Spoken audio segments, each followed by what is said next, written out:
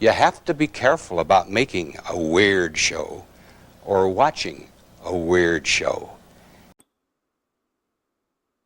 Hello, this is Greg Smalley, returned from Spain and distant points abroad to find movies stacked up. And we'll have to get through them with my able and vigorous co-host, Giles Edwards, who did a fine job of filling in while I was gone. Well, thank you kindly, Greg. It's good to see you back. Thank you. Weirdest thing I saw in Spain was a guy in a hotel lobby doing a karaoke version of Kenny Rogers' The Gambler in badly accented English. It was really like something out of a David Lynch film, you could imagine. But we have so many movies to get through. You had almost nothing to cover while I was gone, and I returned to find there's all these movies just waiting for us. So let me put up, here's the movies we have to get through this week. You see them, Giles? I do. I see there's a 10 screen captures. Well, 10 images they're anyway. Dropping away as you speak because we're going to go to this first one. Good luck describing this. But... Yeah, this looks, no, it's either clay or some sort of figurine, animated still, I'm guessing. Rather dark, drab greens with muted to shiny reds. There's a delightfully ornate chair, very like an Art Deco Baroque thing, upholstered in a patterned floral kind of sort of subdued. And this is in front of a kind of tree-filled backdrop, perhaps. And seated, rather comfortable looking in this chair, is a fella in a black suit and tie thing. He's holding a glass of something in his hand. I'll point out that it's his red hand because this is a red-toned gentleman with a very elongated chin, tall, pointed ears, thick eyebrows, receding hairline, and on the prominent forehead of this fella, we can see, I don't know, I guess a bit of the front skull seems to be missing, and on display are some red embers, I guess, like burnt, dying coal inside his mind.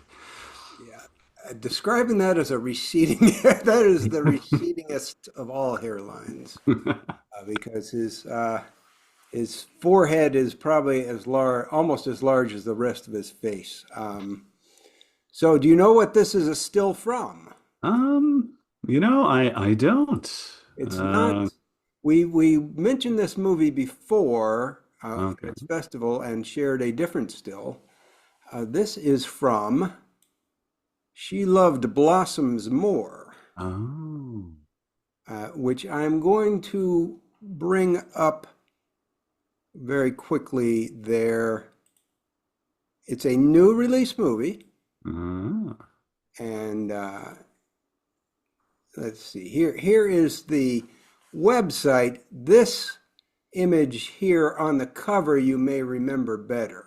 Yeah, split face, flowing hair. Yeah, it looks like a pomegranate inside with an eye and some gold leaf. Very arresting image. I will also cycle very quickly through some of these other images. There's the one we featured. So you can see there's a good deal of visual strangeness going on. As for the plot, they describe it simply as three brothers build a time machine to bring back their long dead mother in this comedic yet deeply disturbing exploration of grief. It is Greek, and some of the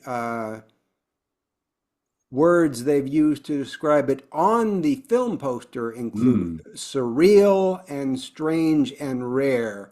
And we also have some quotes here that say things like, it has the pulse of a Peter Strickland or a Panos Cosmatos flick. And I'm always grateful for nightmare logic and time travel weirdness. From the playlist says the Greek weird wave movement is still going strong and receives an extra dose of bizarro weirdness, body horror, and surreal eerie beauty in director Yanis let's say Vislemis? Vislemis. Odd yet deadpan po-faced meditation on grief. She loved Blossom more. So a lot to recommend it there. Did you see the trailer, Giles? I did see the trailer, which had some sort of dreamy visuals, some odd things going on, but seemed to I guess didn't see that distinguished gentleman No, the over the course of distinguished the gentleman. trailer. Can you see him again now? No, I can. That's Okay. He was not featured heavily in the trailer, nor was a lot of the weirder stuff. I guess yeah, made it look kind of almost a mumblecore oddity, I suppose, was regular sci-fi. yeah, But yes, it's definitely going to be weird. They're going to access another dimension, it appears, nice. and while trying to bring their mother back from the dead. So looking forward to She Love Blossoms More, probably not getting a very wide distribution, but will be out on VOD simultaneously with its theatrical release, so will be rather easy to see. But let's move on, since we are pressed for time, to this one that you're quite familiar with, another new Yes. release movie in theaters. Describe this still that we've seen before. Yes, this is darkness with thick, elongated flakes of snowy-looking substance surrounding the sort of bust view, top of shoulders up through top of head of a striking, beautiful, ambiguously aged but mature woman with a close-cut hairdo with waves, sort of maybe 1920s kind of thing. Heavily make-upped above the eyes and into eyelashes with some frosty looking uh, pigment there. And she is crowned by a very airy, almost tinselly looking tiara, and is gazing at the camera with a look of, I don't know, dismissiveness perhaps, or somber judgment. And she is clad, at least as far as we can see, in a turtleneck-esque top here. It covers the neck and is a white, fluffy looking garment itself. So very snowy, cold, and even, I might say, icy. Icy, because it is the Ice Tower, which is in theaters, not on VOD simultaneously. I believe it's debuting this week at IFC Theater in Manhattan. I don't have any other dates of places that it will be playing, um, so I can't help you there. I do know it's at IFC Center this week. I imagine it'll be somewhere. It is from an director who I love, but whose name Giles will pronounce. Yes, this is from Lucille oh dear, Oh, well, Hadzihalilovic. I thought I heard you do it before. I thought you had. Yeah, last time I was able to do it in one go, but second time here. Yes, who is a great director in her own right, and also quite famously the wife of Gaspar Noé, who Hmm. appears in this film. Yeah. And since Giles has actually seen this, I'm going to give him a few minutes to just synopsize it for the audience. Yeah, this is set, at least from the ambient clues, it's never overtly stated, sometime in the, I'm going to say, 70s France, and sort of, not Paris, but not middle of nowhere either, kind of post, sort of one of those dying industrial spots. This girl, Jean, A 15-year-old orphan decides to just sort of duck out of her foster home to go on some sort of exploratory adventure, and she comes across this large building. I wouldn't be surprised if it were a former warehouse or something that has been repurposed by a film crew who are working on a movie called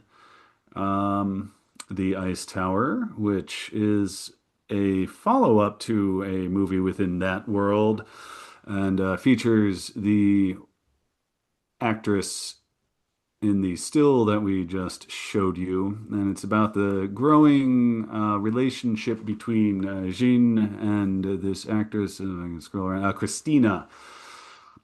And Played there's by a lot of, Marie, what's that? played by Marie Yeah, Cotillard. Cotillard.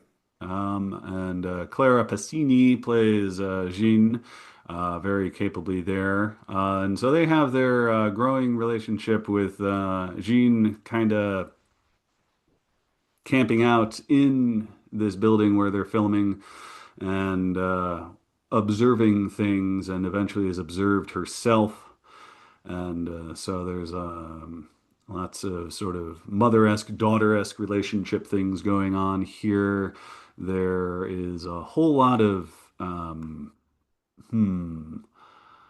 minimally lit scenes where there's sort of spikes of light in the middle with a wide, drab, spooky screen extending on either side to impressively create claustrophobia in a large space. And Gaspar Noé, I'd like to give a special tip of the hat to him because his performance as the director of this movie is a nice, laid back, um, put upon kind of fella that I mean I don't know what he's like in real life, but judging from the movies he's made, this isn't the guy I imagined behind things like Climax and Lux Eterna and all that. But I suppose it could well be he's just a quiet guy who's really trying to get art done and in defiance of, in this case in particular, a very demanding actress.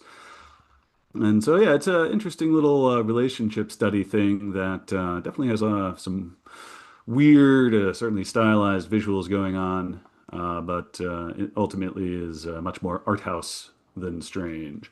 Oh, well, that's a little bit of disappointment that I had high hopes for this based on Lucille's other work.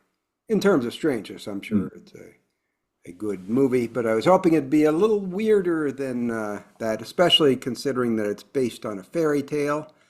Um, Yet, would you recommend it to non-weird viewers? Oh yeah, yeah. I didn't slap a recommended label on my review because, broadly speaking, this has, and the art house crowd will eat this up, and they're welcome to it. It's methodical, atmospheric, has emotions in it that are subdued below a layer of stylization, that sort of thing.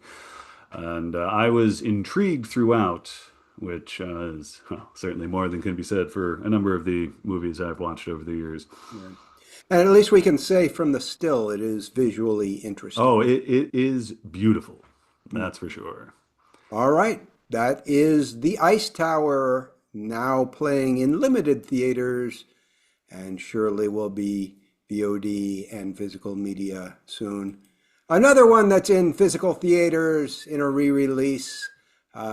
Giles, describe this little still for us, if you would. Sure, we've got an outdoor concert thing going on. There's a stadium we can see with lights in the background. There's looks like a suspension bridge and an apartment block, suggesting this is in the heart of a city somewhere. And a young woman dressed in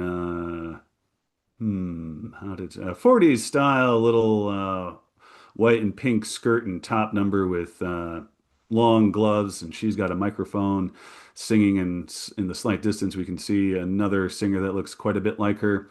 And in the foreground there is as well as worth mentioning, this is an animated still.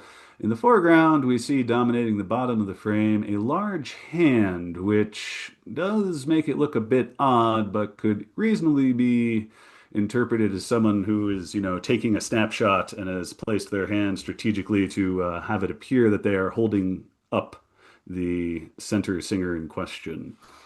And indeed, that's exactly what is going on.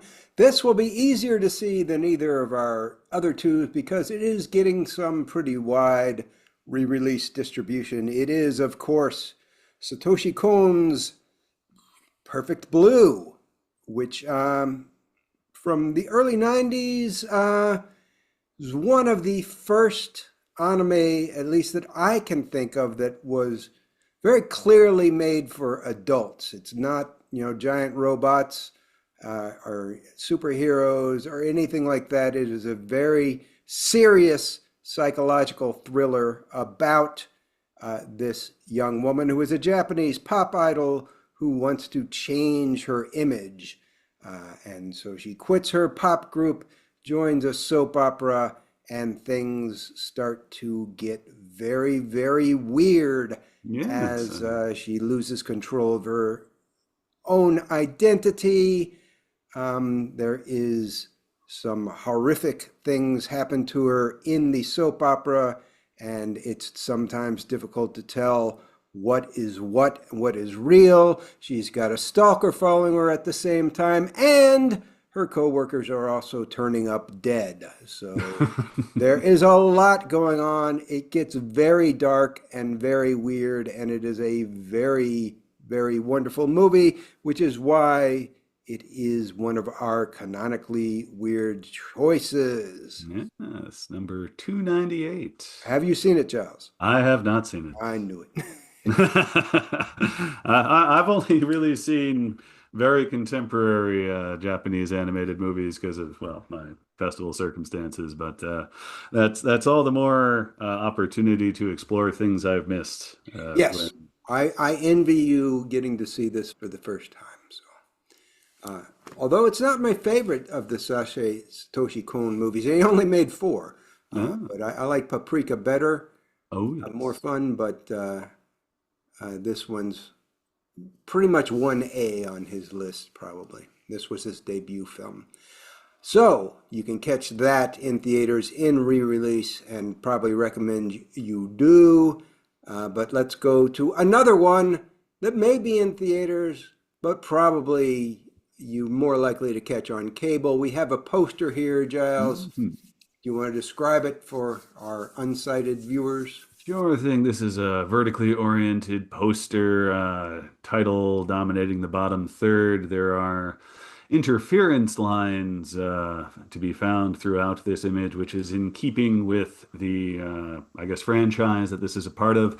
It's an Ito image. It's we see a very, very large or very up close lollipop wrapped up in plastic with a little twist around the base and those papery handle things, and it's a good candy red lollipop image of a skull that is surrounded by the cellophane and further mutated, as it were, by the little streak lines that suggest they should adjust the tracking on their player there. And the skull is very red. Very, oh, yes, this is like Cherry this is red. a red you can really only get with incredibly expensive jewels or candy. And it is VHS Halloween, so it's a VHS long-running horror anthology series, all based on VHS era horror, usually shot on to mimic the VHS type aesthetic. I think this one especially leans into that aesthetic with stuff looking kind of gritty and grimy and found footagey. We usually don't cover these. This time, this one seems to be maybe a cut above. The series it's like the sixth one of the series, but it's been going on for pretty long. This one seems like a cut above in terms of the early kind of reviews I've read. And I was especially interested in this one because of the directors involved. Now, there are about six, each directing a short feature, four of whom I've never heard of, who are all relative newcomers, many of them shooting their first, serious feature film. Another is Alex Ross Perry, who is a much more established director, indie director, who's had some indie hits, but not in the horror genre. Hmm. And also did Impolex, the Thomas Pynchon adaptation, which was reviewed on our site. So he's an interesting guy. But the one that really caught my eye was Casper Kelly, directs one of these. Giles, now you should know who Casper Kelly is, do you? Um, You discussed him on an episode. yes, and the name sounds familiar. And looking at his Wikipedia page, I've definitely seen stuff he's had his hands on. And of course, Adult Swim Yule Log Yes, is a Greg Smalley favorite. yes. He did Adult Swim Yule Log and Adult Swim Yule Log 2. Also the hit YouTube short Too Many Cooks. Mhm. And he did the Cheddar Goblin sequence from Mandy. Yeah, and I'm personally familiar. Aqua Teen Hunger Force is a very strange cartoon. I remember the 5 or 6 or whatever seasons of that.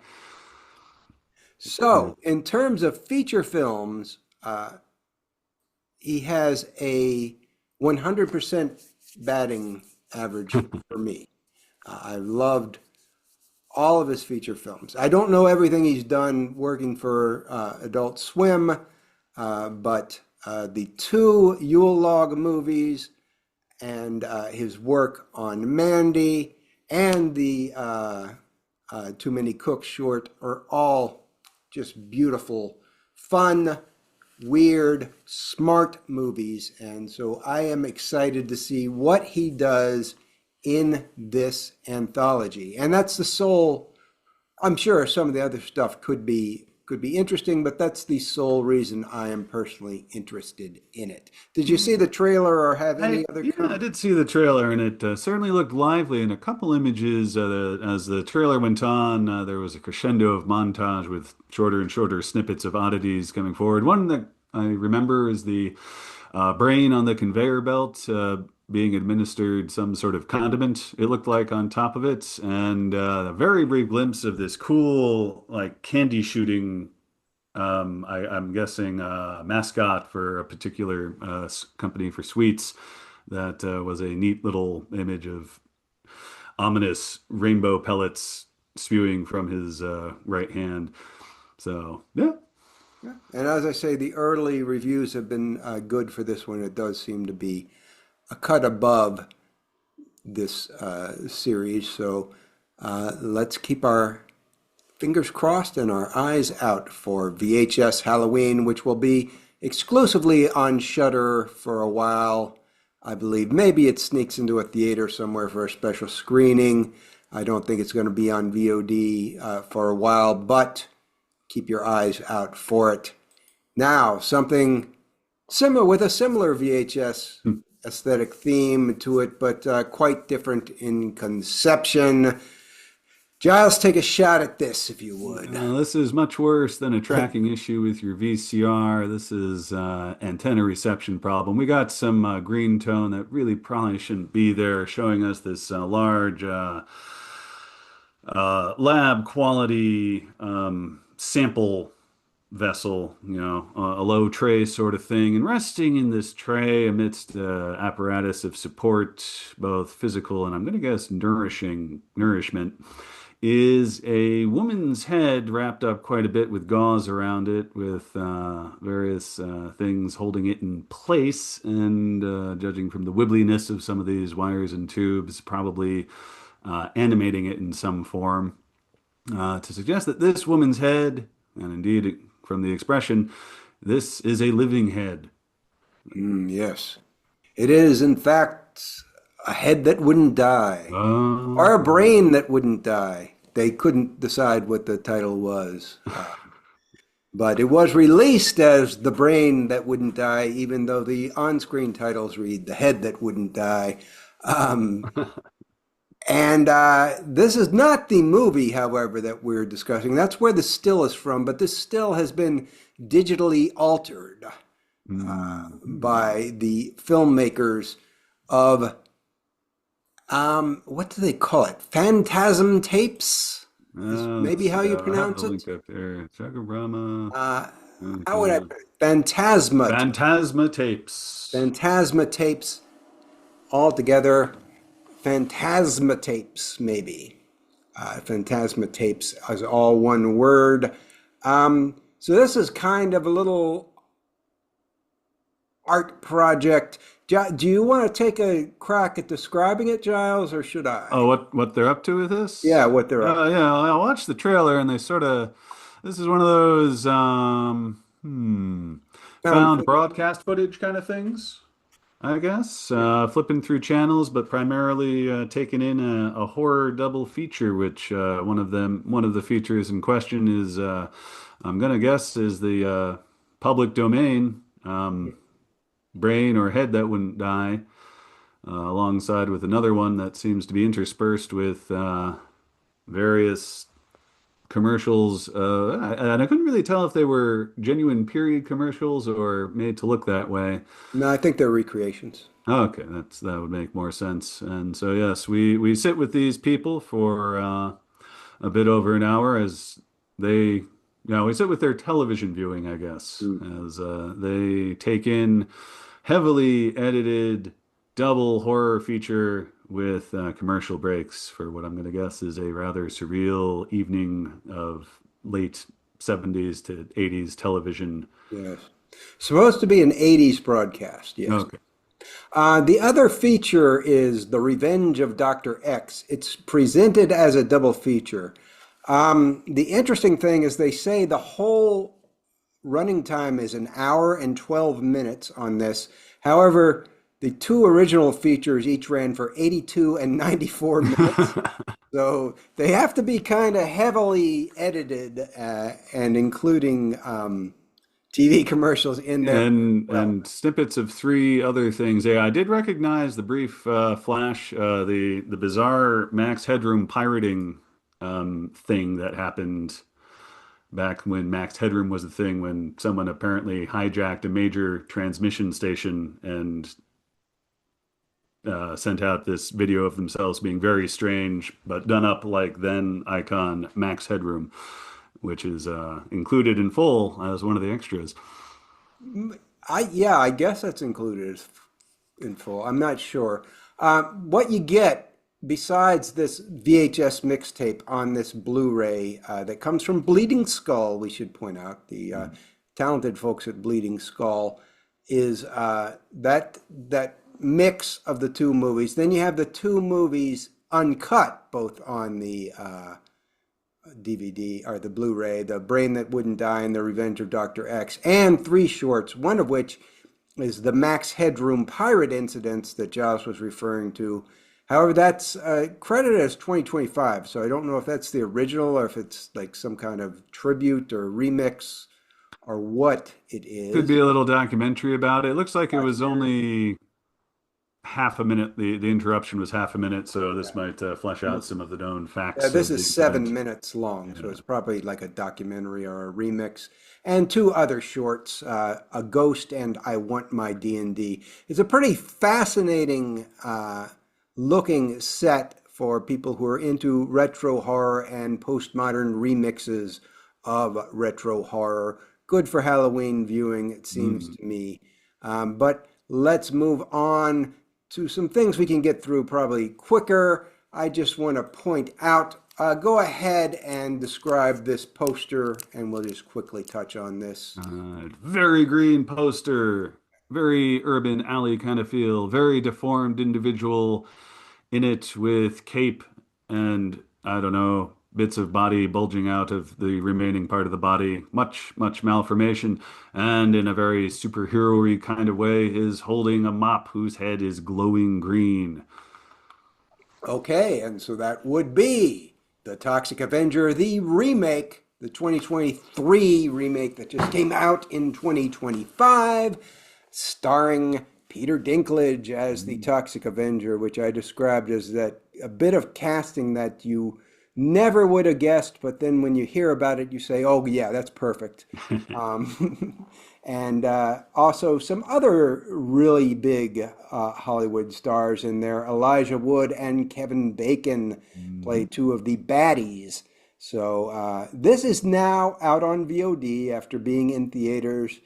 It is, I guess I can recommend it. It's definitely worth checking out to see a different take on the original.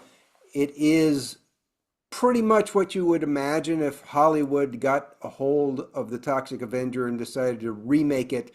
They did do keep or really expand on a lot of the gore, but they took out a lot of the more offensive, politically incorrect jokes Hmm. and also gave it more of a heart to it, where there's a touching relationship between Peter Dinklage and his adopted son, whereas, in the original, heartwarming is the last thing you would expect to see. Um, so it's a completely different take, bizarre, a little absurd, certainly, and worth viewing, probably. Do you have any further comments before we move on, Giles? No, I do not. Not on this. Didn't think so. This is a going to be a Blu-ray compilation. We have a still from one of the images within which Giles will describe. Okay, very unclear what's going on here. Sort of glowing feel to it, narrow frame, and what we got are five bodies, the same body, all in the same position, done in that sort of, psychedelic, whatever, twirly camera thing that they perfected sometime in the 60s. Of this woman with arms out and raised and emerging from either some sort of glowy fire thing or a gaudily upholstered chair. I can't quite tell from the abstract image of the thing behind this shadowy form. We don't really see her. We see she's got hair. We see an outline of the bust line. But yeah, all told, a uncertain doings. Yeah, so okay, this is a collection from Something Weird called Drug-O-Rama Video Party. Four features, Hmm. uh, all sexploitation features that happen to use the psychedelic revolution as an excuse to show naked women to people before there was hardcore porn. And the four features span from 1968 to 1970, or maybe 1973. There's some dispute about the date for the hard road. The Hmm. four features are Help Wanted Female, a dementedly campy and just plain demented sexploitation murder party, starring Sebastian Gregory as an LSD-fueled serial killer named Sebastian Gregory. There is Hedonistic Pleasures from 1969, which is sort of a mondo, bizarre psychedelic documentary about Los Angeles in the 60s.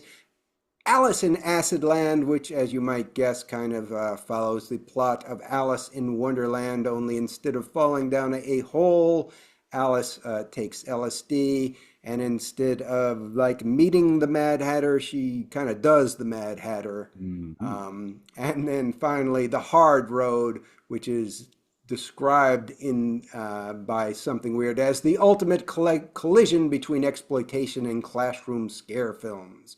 Knockout by director Gary Graver features a role from Liz Renee, who you might remember from Desperate Living, and more pill popping than Valley of the Dolls.